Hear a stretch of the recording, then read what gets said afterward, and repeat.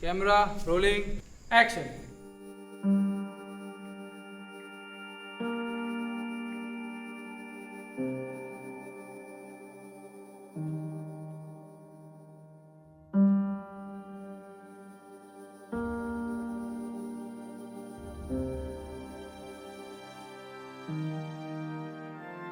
It was always hard to achieve what I want to deliver for Road Wheel 2019 because I knew it will be a healthy competition, and that's what I've been watching since years.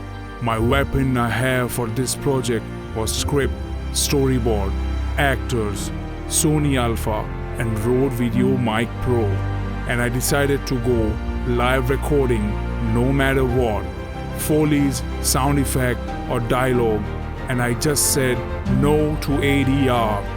Making a drama of love triangle with an fearing feel was a challenge for me.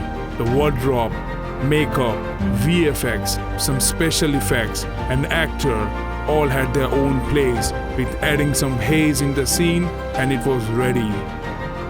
Problems are very common which occur on every set. Our location was flooding, but me and my team all decided to stick to the location, script and the feel of it. Shoot was extended for 2 days and last we did it. There's never no if you wanna go.